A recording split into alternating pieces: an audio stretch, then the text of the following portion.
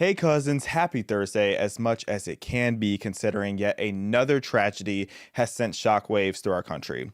So if you haven't heard yet, last night an innocent Israeli couple was murdered by a radical anti-Semite in Washington, D.C., followed by him screaming, "Free Palestine." I'm sick of having these conversations, so we must continue to keep fighting to get to the root of these issues, which stems from media bias, miseducation, an entire lack of education, and ultimately hatred. That said, today I want to take a closer look at some recent events, including stories beyond the Israel-Palestinian conflict that showcase how far gone our media spaces are, such as New Jersey Representative LaMonica McIver, who was recently charged with assaulting a federal agent, yet the media barely mentions it.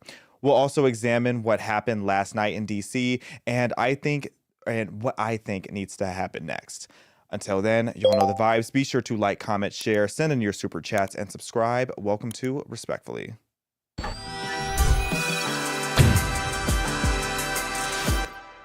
I really want to paint the picture for you guys just how selective media reporting has become, because something that I feel like should be a way bigger scandal when you talk about the left and how the left talks about how no one is above the law, yet it seems like there are certain people that they love to put above the law, such as LaMonica McIver. So she is a New Jersey Democrat representative that recently has been charged with assault, and no one seems to be talking about it. So, and can you pull up my outline, please? So with LaMonica, she's been charged with two counts of assaulting federal officers during a confrontation outside an ICE detention facility in Newark, New Jersey, where she and other lawmakers were attempting to conduct oversight. So the charges now stem from a scuffle involving McIver allegedly striking and impeding Homeland Security agents, though she denies the allegations, calling them politically motivated. So we, of course, have the receipts. With you.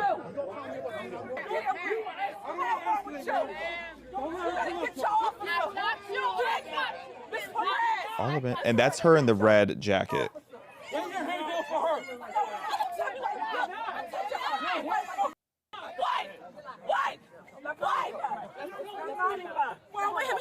He just assaulted me.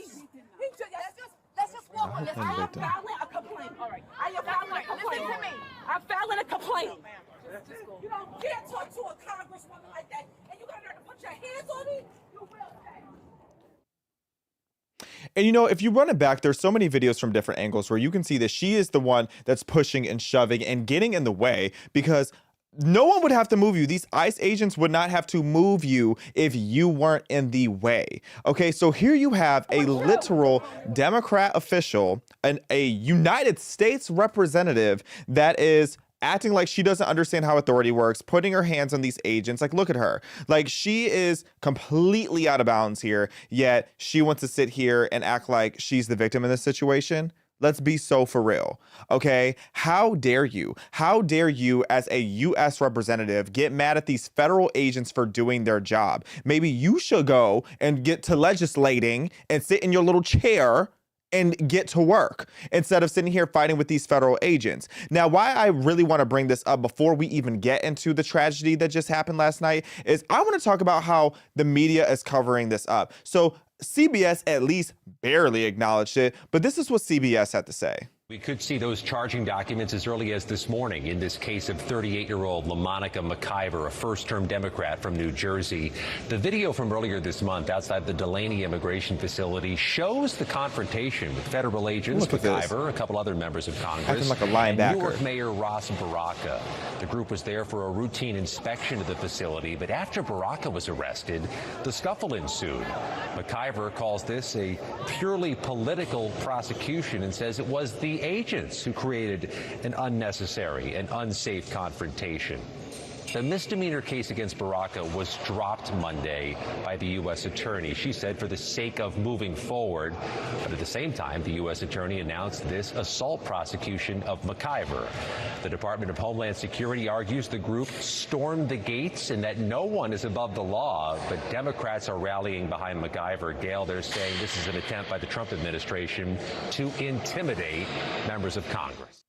The audacity of any of these people to ever point their finger at the right and try to say political persecution, or that any of this is like any of the legal system is politically motivated after what we just saw them do for the last dare I say, the last 10 years. I really should say the last 10, 12 years, if you really get into it, especially with James Comey, because we're going to be clocking him too in just a minute. But, here you have CBS, they're hearing her out and wanted to be as fair as possible. Let a Republican go over and start shoving people. Let Anna Paulina Luna, Representative Anna Paulina Luna, go over here and start shoving people. Then all of a sudden, they're going to say that it's an insurrection all over again.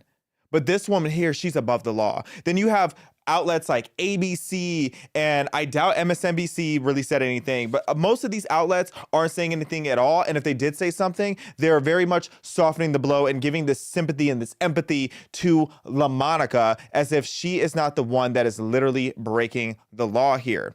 Now, first of all, this personally irritates my soul because let me tell you something. As a Black person who works in politics, I understand how hard Black people have worked to be respected in these spaces. So to see people like LaMonica McIver and Jasmine Crockett being out here, being these ghetto goblins, just raising hell everywhere they go, wreaking havoc everywhere they go, it is so repulsive to me because I know how hard we've worked to be respected here.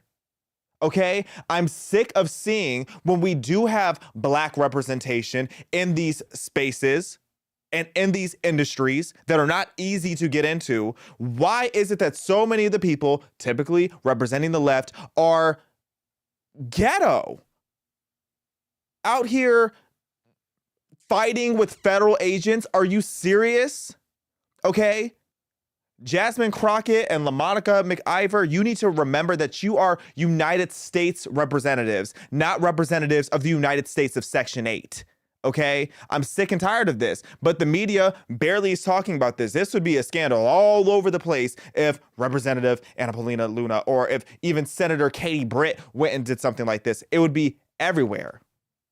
Then I want to clock James Comey. I don't know if it's Comey or Comey, but he is a commie. But James Comey, this guy. So if you don't remember James or know who he is a former FBI director and a central figure and, perpetuating the whole Russia hoax, a narrative, if you don't remember, that unfolded or that had all these unfounded claims against President Trump and his campaign for collusion with Russia in 2016, just for it to be found out that everything was pretty much flipped. It was your typical war by deception tactic where you accuse your enemy of doing everything that you're actually doing. But when he was the FBI chief, he oversaw the Crossfire hurricane investigation, which relied on objectively flawed intelligence to unjustly target Trump and his associates. So his public confirmation of the probe and the subsequent firing by Trump in 2017 led to all these different fights and accusations of political bias and overreach and all this crazy scandal. But when it's all said and done, James is a commie. And why I bring him up, so he is in a recent scandal within himself because he decided to get bold. He decided to be brash and post this on his Instagram. 8647, which when you say you 86 something, it means you get rid of something, which more often than not, when you say 86, it's in the context of like gagging somebody, like unaliving somebody, murdering somebody. So when you say 8647, more often than not, what this is meaning is you are calling for the harm, dare I say the assassination, of the sitting president, number 47, which is President Trump. Now, before I even get too much into this, I will acknowledge, because I call a spade, I'll be objective as possible. The left and the right have this problem because I've seen prominent people on the right also post 8646, and I'm not okay with that either. Okay, we need to stop this this angry, violent rhetoric that is going on both sides, especially the left, needs to stop. Okay, so for you to be this high-level official, you know exactly what 8646 means. You know exactly what it is that you are putting out there, which is strange too, because he was on vacation when he posted this. It's like, you're on vacation sitting here calling for the assassination of the president. First of all, you're a weirdo. Before even being a nefarious person, you're weird, dude. But Fox News clocked him. Shout out to John Belisario, a reporter for Jesse Waters, because he pulled he pulled up on James about his threatening 8647 post last week. Let's see. Thank you for coming. Yeah, it's great to meet you. Director Comey, Yeah. how are you? Good, thank you. Jesse Waters from Fox has a question. Yeah. Why do you want to 86 Trump? All right. Director, I'm not taking questions like that now. why would you? Are you ever? Book. Why would you post that? I'm just reading the book. Director Comey, how was your interview with the Secret Service? You want the book signed, really? Absolutely. Okay, you got it, bud. Can you sign my seashell too? Which That beach is is this just that you're petty. going to? You find a Not to sign Kamala the seashell. seashell, 8647. This is a politically charged beach, Director. Be well. Be well. Come on. Director, the seashell? Like, You wanna answer the sign it? question. Thank you. Thank you. It's not that hard of a question. Thank you. Good night, Director. See how when it was time to go, he left peacefully. Okay, LaMonica, take some notes. Now, James, and I had to show you this before I really even go in and go off on this man, because what makes me respect him even less is if you are going to post something like 8647, you're going to post something that just outrageous and hyper emotional. Stand on it. Stand on business. Okay? If you said it, say it with your chest.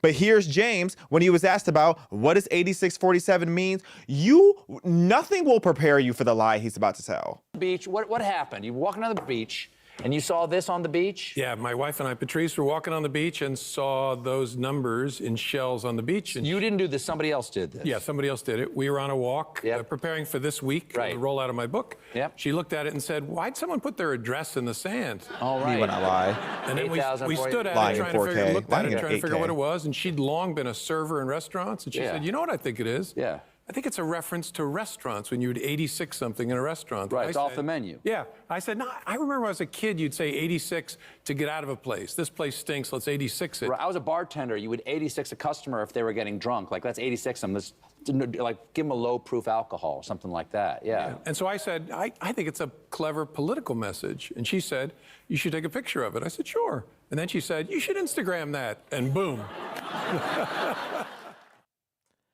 Let me look up his birthday to see if I can understand why he's lying. Oh, is Sagittarius lying like that? Wow. Child, yes, I look at signs. I don't care. You know, the way this man just sat there and lied in 8K, he looked Stephen Colbert directly in the eye and lied. What do you mean? Like, if you're going to lie, lie well, okay? If you're going to lie... Tell a lie that's believable. You're telling me you suddenly don't know what 8647 means. You are so, of all the little seashell designs and all the little sand castles and things on the beach that you possibly could have posted, you were so moved and so motivated by somebody writing their address in the sand that you felt the need to post it. First of all, wouldn't that be considered doxing if that was the case? Clownery. Clown. Put on the big red nose, go get some big old shoes, and just go be a clown at this point. This is clownery. Lying just to lie. That's why he's aging like milk. Lying. There is an epidemic of weak men who do not stand on the truth, period, let alone their own truth. Because how are you gonna sit there and lie? You ain't got to lie. Grow some cojones. There is an epidemic of men who will say something so bold and so just like erratic, and then like to backtrack. This is more than a backtrack. This is just gaslighting, because who do you think is gullible enough to think that you didn't believe what this actually meant? Okay, just stupid. Cancel the whole interview if you're that afraid to stand on what you just said. You knew what you meant. And the fact that Stephen Colbert didn't clock him either, come on, Stephen. Be so for real. But on a serious note, and all of that was serious as I meant what I said, this rhetoric is what leads to political violence. Because need I remind you that President Trump had 3 assassination attempts on him just during his run for presidency? Okay? I feel like people already have short-term memory of just the trauma of this moment. And I'll never forgive the media for how quickly they flipped on a dime, for how quickly they were trying to cover up President Trump getting shot. There are people to this day who try to argue that he didn't get shot. There are people posting articles saying, oh, there was a loud noise. Oh, Trump fell. Oh, a bullet almost hit him. It's like, no, he was shot. It's not a question. It's not a Meg Thee Stallion situation. Oh.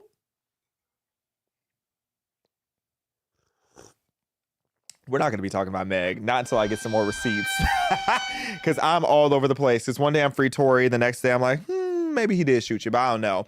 But we do know that President Trump got shot, okay? So this is, again, what happens when you have this dangerous rhetoric, this hyper-political rhetoric of talking about 86-47. Stop calling for the harm of politicians. Call for the accountability, put them on blast, maybe embarrass them a little bit here and there, if they're out there doing shameful things. But to post 86-47 as a former FBI director, you know better. Cause of death, fake news. Okay? Media bias is out of control. And talking, and as we sit here and getting into it now, it's like when we sit here and we talk about the danger of extreme rhetoric and calling for violence, we are now starting to see more and more what that ends up resulting in. So I'm calling it the bloody hands of anti-Semitism. So last night in Washington, D.C., 2 innocent humans, an innocent couple, were hatefully murdered simply for being at a Jewish event. Let's play the video just to break down the whole situation. First of LB news out of Washington, D.C., authorities confirming tonight 2 Israeli embassy staff members have been killed in a targeted shooting right outside the Jewish Museum. D.C. police saying the 30-year-old suspect yelled "Free Palestine" after he was taken into custody. Good evening, everyone. I'm Mike Meeback. And I'm Claudine Wong. Metropolitan Police in Washington just gave an update on that shooting in the last hour. Police say they received a call about 4 hours ago of a shooting outside of the Capitol Jewish Museum. An event was going on inside. Officers say they found a man and a woman dead at the scene. The suspect was taken into custody inside the museum shortly thereafter. Police have identified the suspected shooter as 30-year-old Elias Rodriguez of Chicago. Investigators were also able to retrieve the weapon. A witness at the scene says the museum was hosting an annual event of young Jewish diplomats. Did see whom I believe is the perpetrator. Again, I did not see the shooting. He seemed very distressed, so I assumed he was a witness to it, and I offered him water. He said yes. I went to get him water. The moment I handed him the glass of water, he then whipped out a red Jordanian keffiyeh and said "Free Palestine," and then the security ran in. You have to be a different level of maniac to murder 2 people, run inside of the place that they were going to, and then pretend like you're the one in distress asking for water and hydration, and then to go and to scream "Free Palestine." This is what I'm talking about. We can play dumb all we want. When people are screaming "Free Palestine," "River to the Sea," all of these different chants, we know what they mean. They mean they want to see the harm of Jews. So now you have this innocent couple, Yaron Lashinsky and Sarah Lynn Milgram, who were planning their engagement. They were a young couple committed to fostering Arab and Jewish dialogue, and they were killed by this maniac. 2 young lives cut short. And this was outside of the Capitol Jewish Museum in Washington, D.C. They were attending an event that was focused on Middle East bridge building. So again, these are 2 people who really were there to try to bring peace, to try to bring some understanding, to try to have some dialogue. But then you have Elias Rodriguez, who out here is shouting "Free Palestine." It's just focused on nothing but hatred. And this again shows why I keep saying, and you're going to hear Noy Lieb talk about this next week, because we did an interview that we're dropping on Tuesday that I'm really excited for you guys to see. But, you know, he explained it to me how the IDF and people who are pro-Israel are fighting because they love the people behind them. These Hamas supporters are fighting because they hate the people in front of them. And that is showcased very clearly and evidently by Elias Rodriguez, this 30-year-old from Chicago that was just detained. And, you know, I think it's worth noting that Elias Rodriguez is linked to the Party for Socialism and Liberation through, even though the group is now denying any current affiliation, but this is the background that guy has. And when I say socialism, Marxism, communism, all connected, they all lead to the demise of society and to death. Okay. And when we sit here and we talk about the bloody hands of anti-Semitism, we really have to look at a number of different places. But specifically, I want to start with the media, because the media is so corrupt and so biased to the point that it frustrates me beyond comprehension.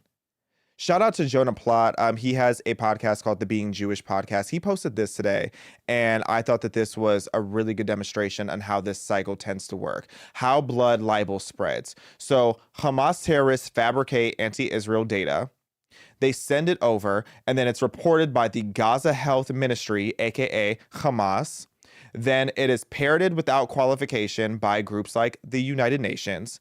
Then it's quickly amplified by news media without any verification.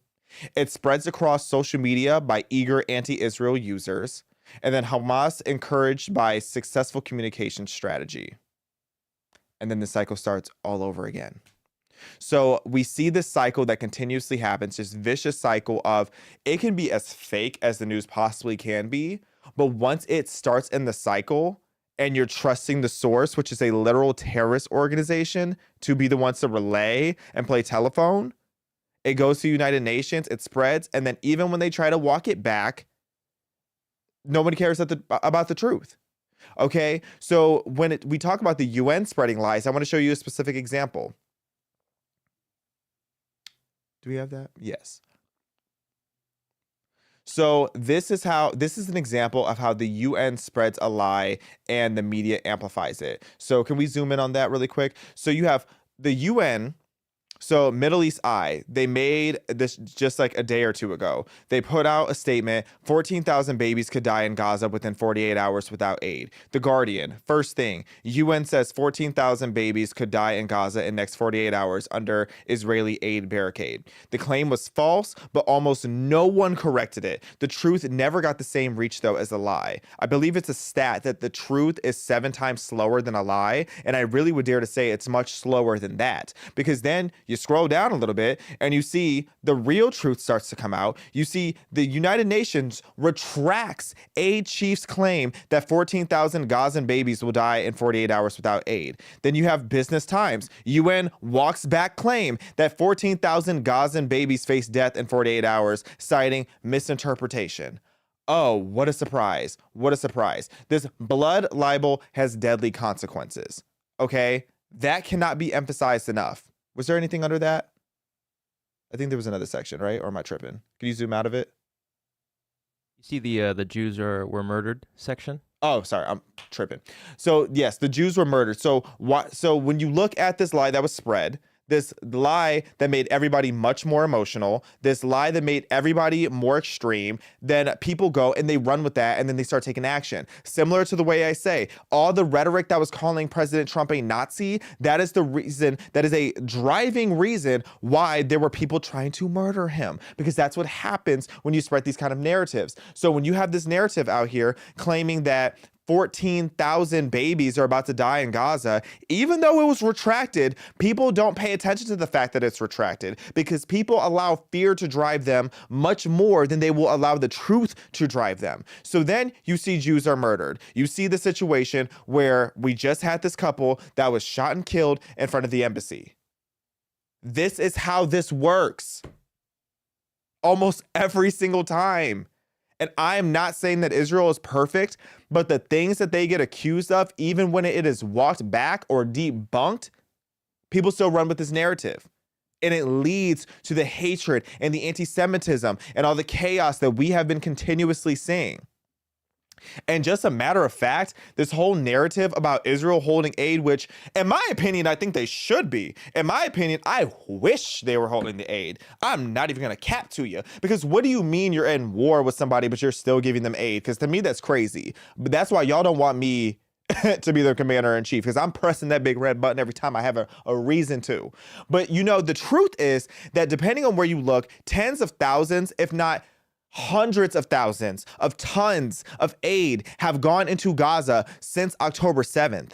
Really, it's like, I believe I saw a stat, it was like 20,000 trucks with tons of aid each have gone into Gaza bringing them aid. But what happens is Hamas hijacks it and sells it. They either keep it for themselves because the Hamas leaders are very, very rich for a reason, or they just go and they sell this aid that should be going to the Gazan civilians. Okay? So when people talk about freeing Palestine, yes, free Palestine from who? Hamas. Their jihadist leaders are the reasons why they are in the situation that they are in. Whether it's them being human hostages, whether it's them not getting aid, whether it's them barely having water in the first place, because need I remind you, prior to October 7th even, Hamas has been taking their water systems and their irrigation systems and turning them into ghetto missiles that don't even work. I want to say only a third of the missiles that Hamas made actually reached outside of Gaza, so a lot of their missiles land in their own territory. Goofy. That is how ridiculous this all is. Then I really want to crack down on the rhetoric in these headlines, because I really want to emphasize that when we talk about this murder, we should be saying this innocent couple that was murdered, because everybody, I keep saying the headline everywhere is talking about how 2 Israeli embassy officials were killed in Washington, D.C. That is intentionally meant to downplay, 1, the severity of the attack, and 2, it's trying to take away some of the empathy that people will have, because they're like, oh, Israeli embassy? Because to the average ear, what that sounds like is, to people, that sounds like, oh, you're just some government person in Israel. You're just some government Zionist that's a low down, dirty person. You were probably doing something evil. That's probably why they did this to you. Like, that is the type of mind game that the mainstream media outlets are playing by saying things like this. If you just search about what happened last night, they all keep really emphasizing that they were Israeli embassy officials, to the point that people think that this happened at a government office or at the embassy. No, it did not. The facts of the matter, the truth is that the attack did not happen at the embassy. This happened at a Jewish museum, and they just happen to work at the Israeli embassy. See what I mean? And if you don't, let me just make that crystal clear. This couple, this young couple that was soon to be engaged, just happened to work at the Israeli embassy. And even though that fact should not matter, that is the fact that everybody is leading with, because they want to make this seem more just political. They want to make this seem more normalized. They want to desensitize you to the severity of the situation, and they do so carefully through the rhetoric of their headlines. Pay attention. Always read beyond the headlines and through the lines. Okay? And now I sit here and I just think, what did you think was going to happen? When we look at the cycle that's been going on, when we look at the headlines that were just going everywhere from the UN, claiming this lie that 14,000 Gazan babies were going to die within the next 2 days, what did you think was going to happen? Again, shout out to Noy Lieb. He's an IDF soldier that I'm so excited for you guys to see my interview with him that's dropping on Tuesday. And, he put this video out, and I just want to play this in full. What the did you think was going to happen? Ooh, you said nothing when Kanye praised Hitler. You said nothing when death to Jews was shouted across the world. You said nothing when Jewish students were locked in libraries. You said nothing when synagogues were vandalized across the world. You said nothing when hostage posters were ripped down day after day after day. And you said nothing when From the River to the Sea became an anthem. The world watched, it joined in, and now a Jewish couple was murdered in the name of Free Palestine. Free Palestine! Since October 7th, Jew hatred isn't extreme. It's something that we unfortunately see every single day. This isn't about Gaza. It's about Jews everywhere. So no, you don't get to act shocked. Not after all this. And this is why we have Israel, because we will not rely on you to protect us. Even you, the leftist Free Palestine Jews, you aren't safe either. Wake the f up. Too accurate. Shout out to Noy. He makes incredible content. Again, he's originally from Canada. He lives over in Israel. He's an IDF soldier actively, and he makes a lot of content, really getting into the tea about the war. And he does these Q&As in a story that I love, where he does not hold back. You can ask the guy anything. He's ready. Noyleyb. Go find him in his videos. So he brings up a very important question. What did you think was going to happen? Okay, how can we continue to pretend to be shocked when this has been the norm for far too long? Especially since October 7th. The anti-Semitism started before October 7th. And if you guys remember, if you guys have heard my backstory, and if you haven't, please look up my video 100 Days After October 7th, or my article in the Jewish Journal, where I go in full depth and detail about why I'm so passionate about this issue. And, you know, the original background of it is I went to Israel in June of 2023, so before October 7th, and I got so much hatred just for being there. Like, not from anybody in Israel for sure, but from the anti-Semites on the internet, and that's when I learned how much of a real thing anti-Semitism still is. So post October 7th, you can imagine how much worse things got. So I want to give you guys just some stats. You know, shout out to the Anti-Defamation League, the ADL. I want to give you guys a breakdown just so you understand just how severe this has gotten since October 7th. So the ADL has reported that over 10,000 anti-Semitic incidents from October 7th, 2023 to September 2024. That's marking a 200% increase compared to the same period in the prior year. Okay, a 200% increase in anti-Semitic incidents is crazy. This is the highest annual total since the ADL began tracking in 1979. In 2023 alone, the ADL recorded 8,873 anti-Semitic incidents, a 140% increase from the almost 3,700 incidents in 2022. Of these, over 6,500 were harassment cases, 1,840 were involved in vandalism, and 152 were physical assaults. Over 5,200 incidents occurred right after October 7th. So that, again, just paints the picture for you of how drastic these incidents have been since October 7th. Then you have college campuses where there was a massive rise in anti-Semitism, with 922 anti-Semitic incidents reported in just 2023 compared to the 200 in the prior year. And again, mind you, October 7th is clearly in October. So you can assume majority of those happened within just a couple months span. The ADL also noted that 1,352 anti-Israel rallies with anti-Semitic or anti-Zionist rhetoric post-October 7th have happened. A 2024 American Jewish Committee, AJC, shout out to AJC, they did a survey that found that 77% of American Jews felt less safe after October 7th attacks, with 90% reporting increased anti-Semitism and about 35% of Jewish college students experiencing anti-Semitism on campus. 48% felt unsafe at campus due to their Jewish identity.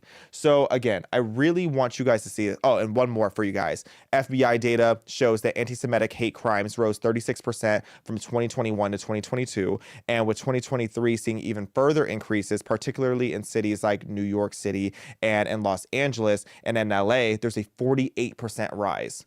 That is insane. So this shows to you, these numbers show to you that not only has it been happening, but it's continuously getting worse. And I want to say too, let me address this as straight up as possible.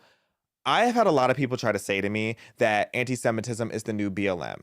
Now, what some people are trying to say is, okay, because there's a demographic that's being attacked and there's like a call for people to be like, let's stand up and say something about this, they're trying to equate it to BLM. There is a massive difference between what happened with BLM and combating anti-Semitism. Okay, and take this as somebody who used to be a fool supporting BLM before I really started looking for the truth and doing research and looking at things objectively. There is a night and day difference between BLM and fighting anti-Semitism. Okay, so there is so with this constant narrative of fighting anti-Semitism being the new BLM, let's break it down. BLM was a fraudulent organization that was fueled by a movement of racial division that was largely led by progressive politicians for political gain, and by making up statistics and wrongly convincing Black people that we were being hunted down by the police. Okay, they would manipulate stats, they would lie straight to our faces and make it seem like there was this epidemic of Black people dying at the hands of the police, just to find out that as an unarmed Black man in America, I'm more likely to be struck by lightning and die from that than to be shot shot and killed by the police. Okay, that's a fact for you. Meanwhile, anti-Semitism is objectively out of control. We just saw it last night. Murdering an innocent young couple and then screaming free Palestine, you can't look around that. That is a straight up hate crime, objectively speaking. Okay, you have college students who are being barred from classes. I'm an eyewitness to that. I went and I broke into the UCLA encampments and did research and had a whole moment with that with Cam Higbee. And Jews are being murdered left and right, it seems like. Yet instead of it all being condemned, you have the mainstream media outlets and the elected officials who are supporting this hatred. BLM was fighting this invisible boogeyman. The Jews are fighting for their right to exist in 2025. If anything is the new BLM, really I shouldn't even say new, it's just BLM rebranded and more extreme and less researched, it's Free Palestine. Free Palestine and BLM, they are as thick as thieves. And it is clearly written out in their Marxist ideology. And a lot of people didn't even know where Palestine was on a map. I mean, it isn't on a map for good reason. But a lot of y'all didn't even know what Palestine was until October 7th and post October 7th. But BLM has been saying Free Palestine for years. They have always been connected. There was never a degree of separation there.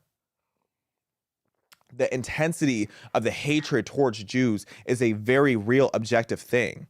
Okay, do we have that video of that Cam Higbee posted? Did I get that to you guys in time? Don't score with information. Last night, a 30-year-old Elias Rodriguez shot and killed 2 Israeli embassy workers outside. This gives of the great Capitol context Jewish of the Museum. intensity. This was during an American Jewish Committee meeting. Last night, myself and some of my journalist friends stayed up all night scouring the internet looking for this guy's digital footprint. Finally, we stumbled across his Twitter, where he posted his manifesto, saying, "Escalate for Gaza, bring the war home." He openly talked about shooting people after Luigi Mangione was locked up, and he openly talked about bombing the New York Times and then bombing them again after he bombed them. How do we know this is his Twitter? From reverse image searching his LinkedIn profile picture, I did this and found his Clubhouse account. His Clubhouse account, which had the username Kyoto Loather. This turned out to be a much larger breakthrough than I thought it would be. Travis Hawley was able to find his Spotify, where he had playlists about killing cops. But what was important was the profile picture on his Spotify account. Because lo and behold, my friend Angela Vanderploym found his Twitter account that happened to be Kyoto with a D, leather, not leather, with the same profile picture as his Spotify account. Where we also obviously found his manifesto, indicating that it was, in fact, his Twitter account. And this is his second Twitter account because his first account was suspended.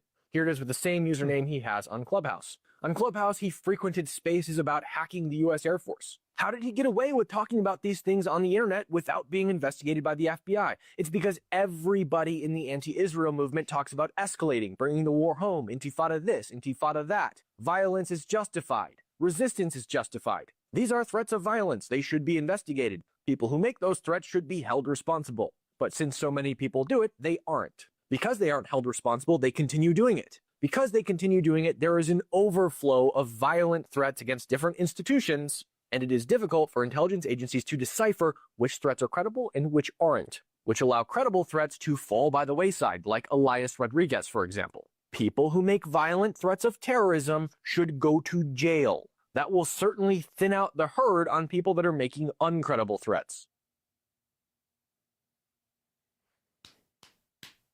Amazing investigative journalism there from Cam Higbee. Shout out to Cam, even though he still owes me money from Catch LA, but we'll talk about that on another day. But on a serious note, like that paints the picture for you right there to show the intensity of these anti-Semitic people. Obviously, there are intensely racist people out there. There are people out there who hate every demographic. There are supremacists of every degree and like against every demographic. But when it comes to anti-Semitism, it is so urgent and it is so targeted and it is being played out in a way that other demographics are not seeing. And when it comes to BLM, it's like maybe I could have respected BLM a little bit more as a movement if they actually talked about Black Lives Mattering in general. But no, they tried to paint this false narrative that the people who are actually protecting Black people were the real villains there, the real culprits there. That is not the case, okay? BLM needs to matter. My biggest threat as a Black person is other Black people, if we're just talking stats here, okay? Excuse me. But when it comes to what Jewish people are dealing with on a global level, anti-Semitism really is that deep. It really is that intense. That is the difference. So stop making that comparison. And I don't know if other people have heard that narrative. You know, I'm deep in these circles, so I hear these things a lot.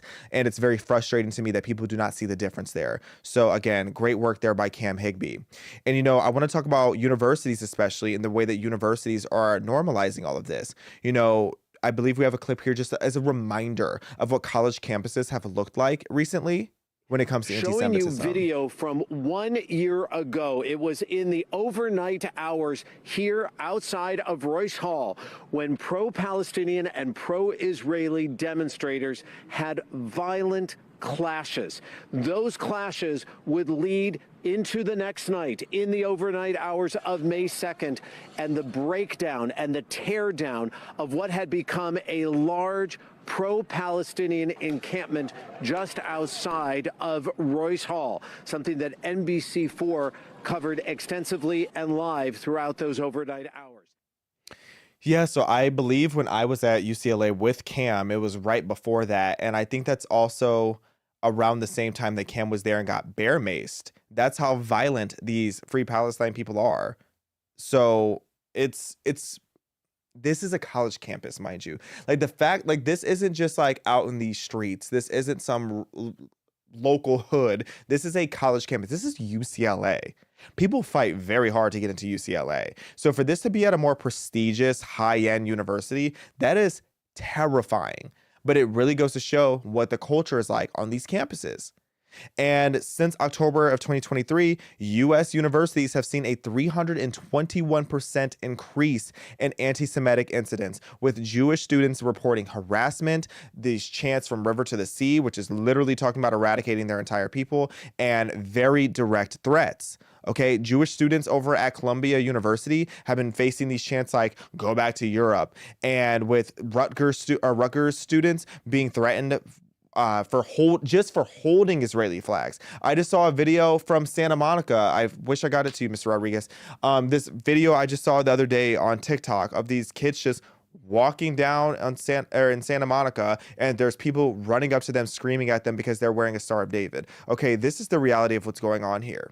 And these universities really need to be held accountable because, one, they're accepting way too much money from Qatar, which not everybody's ready for that conversation.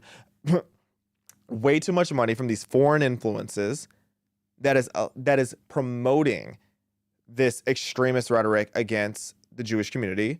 And then you have faculty staff with professors, especially at Columbia, like Joseph Massad, who have been accused. Receipts show that they have been, but let's say allegedly, they've been promoting these anti-Israel narratives that equate Zionism with colonialism, which is so bizarre considering Zionists, like they literally were there first, but y'all ain't ready for that kind of tea.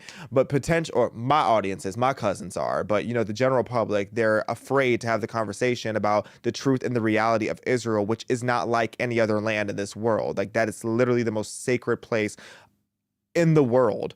And, you know, potentially you could tie a lot of what happened at Columbia directly to this faculty member, Joseph Massad, and the way that he has such an anti-Semitic attitude that he promotes throughout the campus. So you have these university administrators who have really fostered this intersectional hierarchy that prioritizes certain groups all over the Jewish community, allowing the anti-Semitic rhetoric to truly flourish.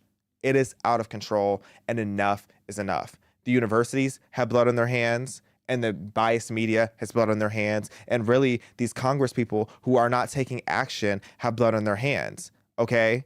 I'm not talking to go and censor every single person who has a criticism against Israel or a criticism against the Jewish community. And I just find it funny how that's even a narrative, this whole narrative that you're not allowed to criticize Israel or Jews. If that was the case, then explain 88% of the internet at this point. Explain what's happening on these college campuses. If you weren't allowed to criticize these demographics, then why is it such a widespread narrative? I mean, look at this. Look at this.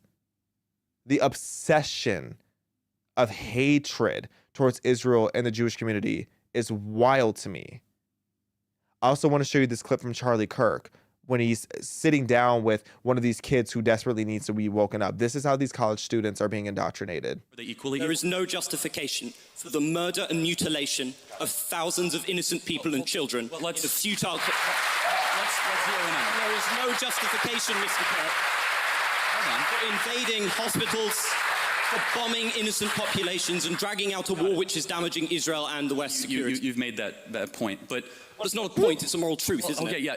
It was also a moral truth that the war started because 1,300 Jews were killed and 200 were taken hostage. And when you declare war on Israel, expect a firestorm in reaction. Let me finish, I let you talk. Israel, at its holiest day of the calendar year besides Yom Kippur and Rosh Hashanah, Samat Torah, the 50-year anniversary of the Six-Day War. On Shabbat, Hamas invaded Israel, deciding to go recklessly to music concerts, to homes, to kibbutzes, and taking 200 plus hostages. They knew what they were doing. In one of the most cloistered urban environments on the planet, 2 million people live in a place where it's impossible to wage war. Impossible.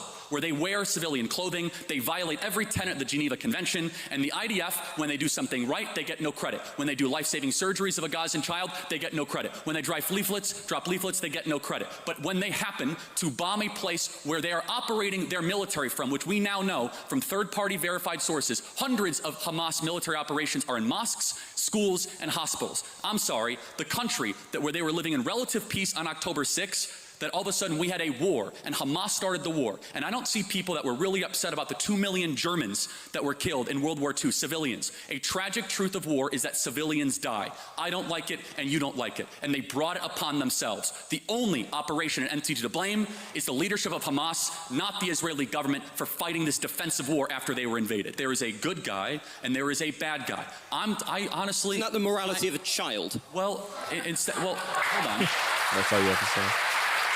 It's interesting you say that, because a child who knows that Israel is the good guy, Hamas is bad, has a lot more wisdom than a student like yourself at Cambridge University.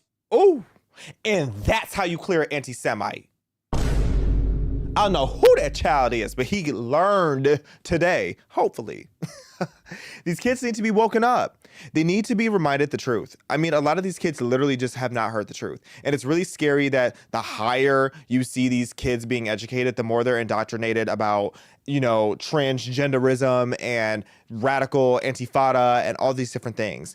These kids need to be reminded that the place without women's rights, without LGBT rights, without, Black people being allowed to have any peace of mind, and the furthest place from DEI, it's going to be the Palestinian region, okay? They need to understand that as they scream Intifada, they support these jihadi leaders. It is the antithesis of every progressive ideology that it is that they have. It will never make sense to me how these people think that they are fighting for civil rights and for peace while simultaneously supporting Hamas. So shout out to Charlie Kirk for standing on business and educating these kids, because that's what needs to happen. As Marissa Streit, the CEO of PragerU, always says, education is what got us into this mess. Education needs to be what gets us out of this mess. So I want to leave you guys with a couple things. One, it's like, what do we do from here? Urgent action. We need to be pressing on these Congress people for legislation. And again, I'm not talking just going, because shout out to Wake Up with Linda. I like her because she's really objective. She asked me today, she goes, are you asking for censorship? Is that what you're saying, to impede on, the First Amendment and freedom of speech? Not at all. I'm not saying to go and censor people. I'm saying that when there is a time, I'm not saying to go and censor people just because we don't like it, what it is that they're saying. I'm saying that the only time where you need to start stepping in is when you have people who are calling for the harm or even the death and murder of demographics of people. We are a civilized country. We are not about to be leading movements to harm people. That is not what we do here. Okay? That does not have a place on the internet for you to be calling for people to be directly harmed, and especially doesn't have a place on college campuses where you have students who are being attacked simply because of their identity. Okay, save that kind of rhetoric for the PDF files. If you know, you know. We need legislation, and we need, to crack down on these universities. I loved when Trump took away the money, snatched the funds away from Harvard, and, all these different universities that are promoting this type of chaos, they need to be held accountable. Okay. We need to stop allowing these university professors to indoctrinate these students with such extremist rhetoric. Either take politics totally out of it, or make it a place where there's encouraged diversity of thought, so that we can have healthy conversations that aren't just two sides going head to head, which one side is trying to literally murder the other side, and the side that's about to be murdered, basically, they're just out there fighting for their right to exist. Okay. We need to step on all of that and just cut that at its source, cut that at the root. We need urgent action. It's like a state of emergency, dare I say, at this point, where we have so much hatred that's going on. And what happened to that young couple yesterday, my condolences to your family. It's absolutely tragic. And my encouragement to the Jewish community, because I know a lot of Jewish people are now terrified of the thought of going to events, going to museums, all of that. You can't live in fear. The second that you start living in fear, you have allowed the enemy to win. You have allowed evil to win. And you're so much better than that. And we cannot allow these incidents to be the reason why you are afraid to wear your Star of David or to be who you are unapologetically. Okay? You are just as safe today as you were yesterday and the day before. And while there's always a risk when you have maniacs in the world, it is not worth making yourself totally live in fear. You have to stand on truth and have faith that God has you protected. And that's all I have to say about that. Thank you guys for tuning in for another episode of Respectfully. Be sure to like, share, and subscribe. Leave your comments. Love when you guys add to the discourse. Head over to PragerU.com. We have all sorts of educational videos about, exposing media bias, about anti-Semitism, about the truth and the history of Israel. It's a complex history, okay? It goes back thousands of years when it comes to that region as a whole. So we have all sorts of content for you guys there. There's a link in the description so you can head there. And I will be in Vegas next week, but we got some good content for you. We have Noise interview coming out on Tuesday, the IDF soldier. So be sure to tune in for that. And I'm going to be reacting to some more of Charlie Kirk's videos on Thursday. So I will see you guys very soon. Just wanted to add one thing, Xavier. I thought it was pretty funny that this guy's last name is Rodriguez, and knowing my last name is Rodriguez, I just wanted to say, don't claim this man. There are Rodriguezes out there that do support and pray for and love Israel and for the prosperity of Israel. We're going to continue to pray for them. And this anti-Semitism is as old as time, going all the way back to the book of Esther in the Bible, starting from Haman going forward. And look at what happened. The Lord delivered his people, and he's going to deliver them again. Can't get rid of the Jewish people. We love them, and we're going to pray for their protection. Amen. That's all I got to say on that. I was so close to acknowledging that. I was like, Mr. Rodriguez, not this man trying to claim your tribe. Hey, we couldn't let it happen. That's why I just had to chime in briefly. I had to do it. Absolutely. It's always appreciated because you're going to take the people to school and to church at the same time. Come on, let's go. But I don't know the struggle all too well. If you search DuRousseau, like the most notorious person with my last name is literally this guy named Paul DuRousseau, a mass murderer. And I hate to say it. I hope it don't sound ridiculous. I don't know who that man is. He could be walking down the street. I wouldn't know a thing. I don't look like that man. He doesn't even capitalize the R in his name. I do not know that man. That's right. Well, thank you, Mr. Rodriguez. And thank you to all the cousins who have tuned in. I will see you soon. Happy Memorial Day.